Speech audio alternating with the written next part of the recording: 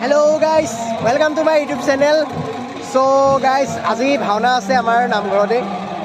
আজি যেহেতু ভাওনা আছে, ৰুক্মিণী হন নাট আছে, গতিকে আমাৰ অসমৰ চাৰিজন বিশিষ্ট চাৰিজন ভাৱৰীয়া আহিছে। আমাৰ শ্ৰীকৃষ্ণ অভিনয় কৰা সুশান্ত দা আহিছে, আৰু সূত্ৰ অভিনয় কৰা আমাৰ ডিম্পল দা আহিছে, আৰু লগতে নাৰদ পাটৰাজনো আহিছে আমাৰ ভাগে ভাগে। আমি তেওঁলোকৰ লগত অকণমান বাৰ্তালাপ কৰি বলক। আমি নিজেও এতিয়া মেকআপ কৰি আহিছোঁ আৰু চ' সকলোকে চিনাকি কৰাই দিম আহক। এতিয়া মই ওপৰলৈ যাম, এয়া চাওক, ইতিমধ্যে সূত্ৰ ওলাই গৈছে।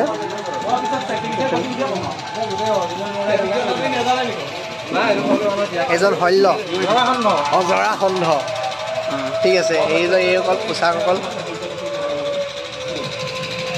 এজন আমাৰ নাৰদ। চ' সকলোৱে নিজৰ নিজৰ অভিনয়ৰ কাৰণে সাজু হৈছে।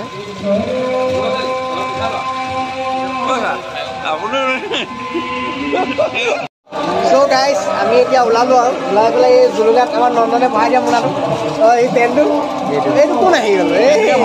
টপকি নিদিবা হয়নে?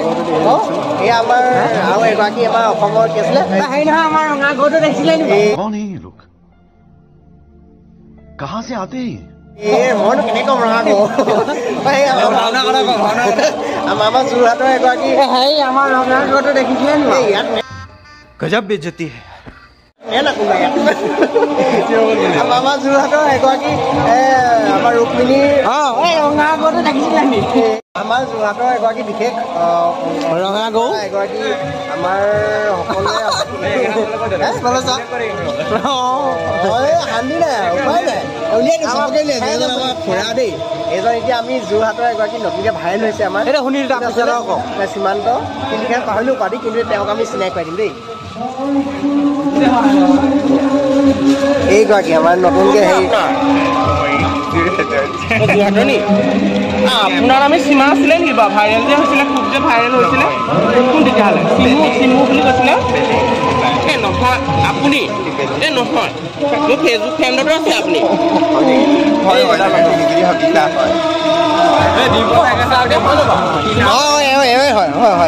চিমু হয় নে? হয় মহালক্ষ্মী নেতাই তেনেকৈ মাৰি পিনি নহয়,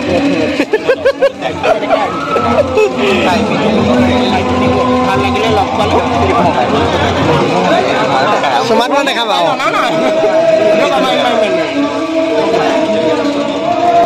চ' গাইজ, কেনেকুৱা লাগিলে ক'ব, কথা কমেণ্ট দি কৰিব। এইগৰাকী আমাৰ মৰমৰ দেই, ল'ৰা যদি কিন্তু ল'ৰা নালাগে আকৌ, ছোৱালী লাগিছে, আমি বিশেষ নকওঁ আৰু হয়নে? কিবা এটা কৈ দিয়কচোন, কিবা এটা কৈ দিওঁ আৰু खत्म, bye bye, tata, goodbye, गया। মোৰ নামটো মনোজ, চিমু বৰা। এইগৰাকী যোৰহাটত নতুনকৈ ভাইৰেল হোৱা দেই, আৰু বিশেষ নকওঁ আৰু এয়াই আজিৰ কাৰণে ব্ৰেকিং নিউজ এইটোৱে আৰু দেই। Bye bye. কি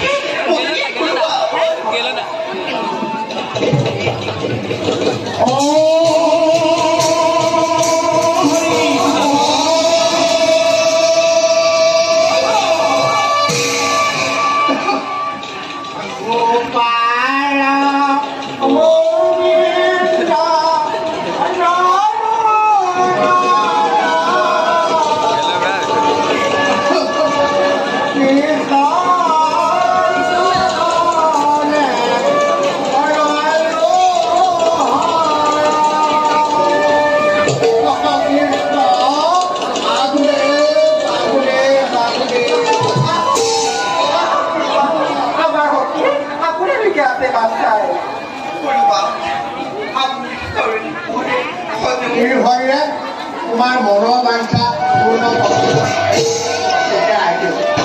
এই দুখীয়া ব্ৰাহ্মণক তুমি কিয় মাতিছিলা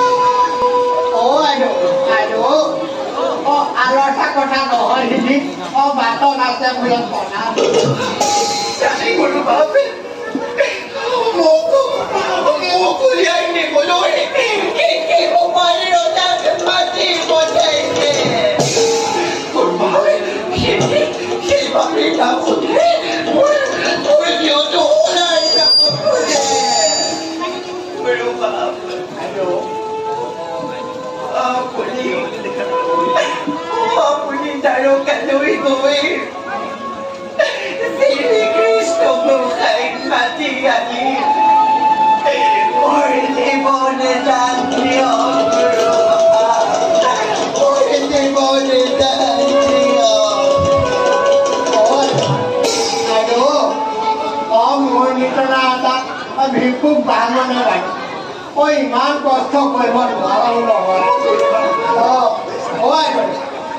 মোৰ নিচিনা এটা ব্ৰাহ্মণক এই দায়িত্ব এটা সামান্য নিগনি গৰুৰ দৰে ফুৰিবলৈ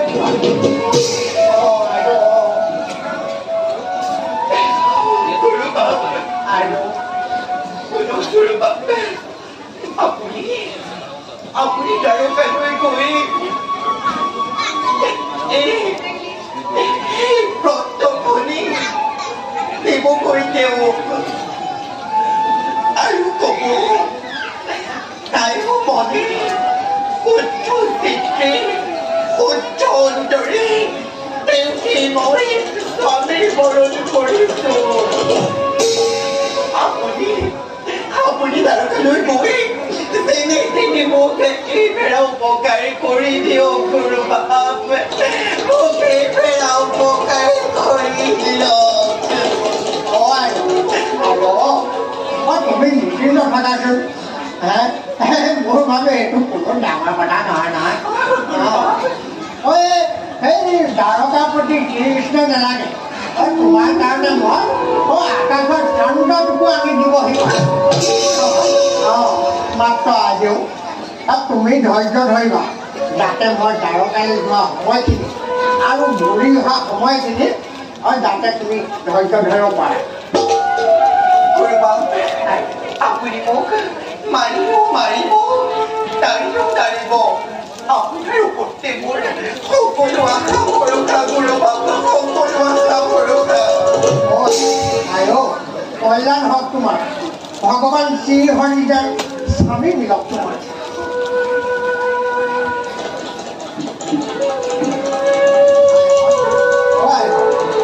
মই এতিয়া অৰ্থ কৰোঁ মংগল হওক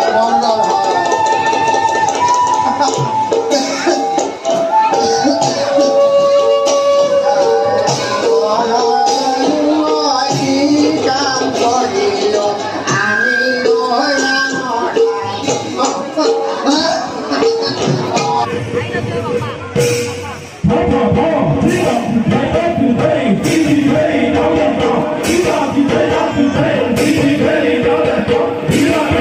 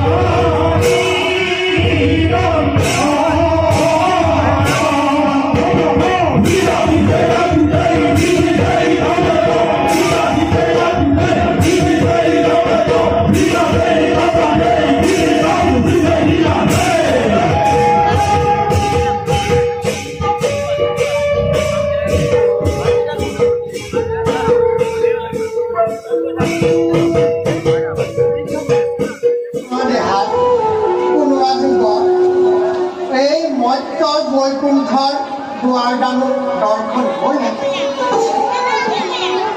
বাসুদেৱ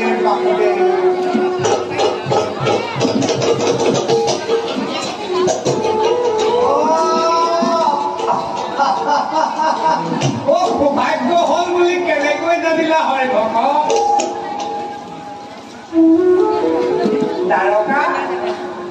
দ্বাৰকা ইমান সাধাৰণ ঠাই নহয় বুজিছা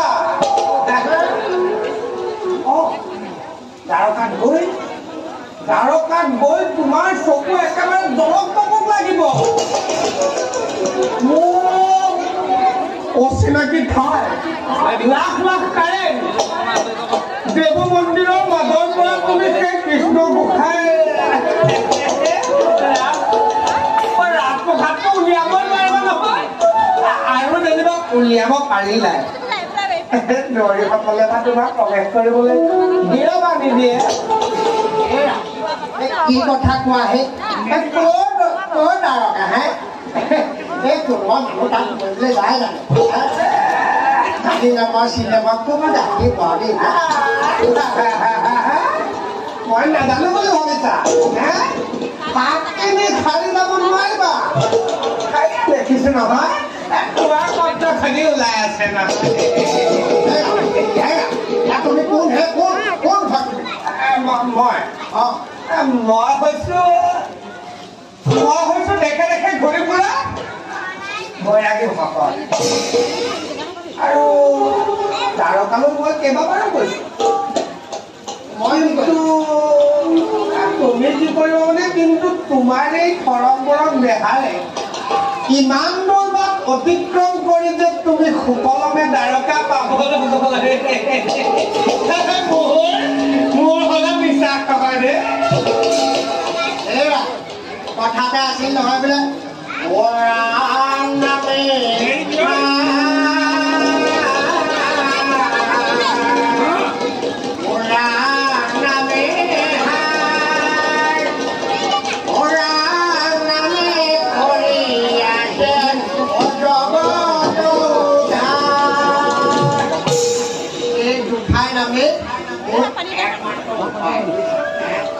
নহ'লে জানো এই বিশাল সাগৰ এই মালিক চপৰা বিচাৰ আছে হয় নেকি বাৰু ব'লা তেন্তে তোমাৰ লগতে মই দ্বাৰকালৈ গৈ গোসাঁইক এবাৰ দৰ্শন কৰি আহোঁ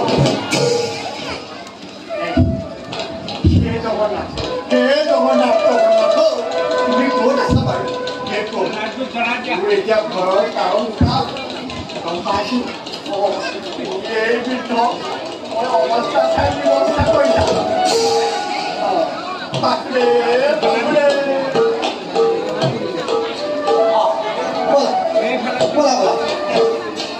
আমি আগবাঢ়ো ব'লা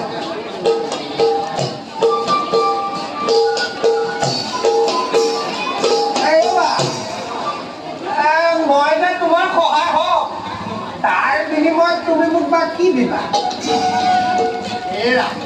তুমি তোমাৰ ঘৰ খকে গোসাঁই যি দিয়ে তাৰ এফাল গোসাঁই মানে এটি ফুটা কৰিহে দিয়ে তেতিয়া তেতিয়াহ'লে তোমাৰ ফুটা কপালত তাৰে ফাল অতি উত্তম বুজিছা অতি উত্তম কিন্তু তোমাৰ ভাগৰ বস্তু মোক দেখুৱাই নালাগে কিয় যথাযোগ্য সময়ত মই ৰুক্মিণীৰ পৰা নিজেই লৈ ল'ম তুমি এই মাত্ৰতে ৰুক্মিণীৰ নামটো ল'লা তুমি তুমি দেৱী ৰুক্মিণীৰ পত্ৰবাহক হ'ব পাৰা আৰু মই ঘৰদাৰ হ'লে কিমান জগৰ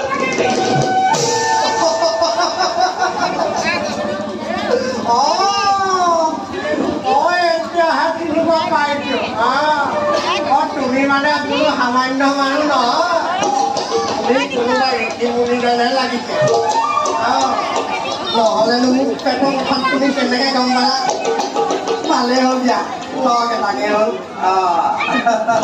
ৰ'বা সেইবাবেতো তোমাৰ হাতত আহি মই ধৰা দিছোঁ ভালদৰে চোৱাচোন তুমি বাৰু মোক চিনি পাইছানে মনত পেলোৱাচোন সেই যে নদীৰ পাৰত কুন্দিল নদীৰ পাৰত দুয়ো একেলগে বহি কৃষ্ণ নাম জপ কৰি দুয়োতে আমি হৰিভকত হৈছিলো পাহৰি গলা নেকি ভালদৰে চোৱাচোন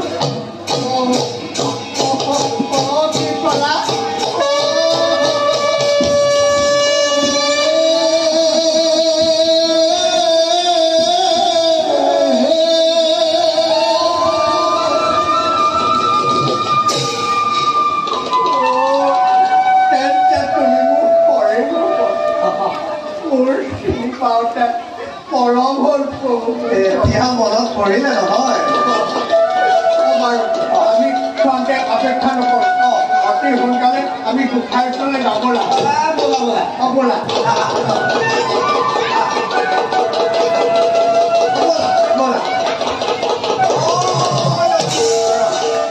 তোমাৰ মুখত ইমান সুৰীয়া কণ্ঠটো থাকোঁতেই ধৰা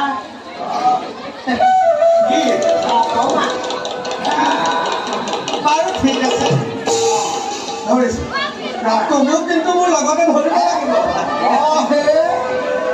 শেষৰ দিনা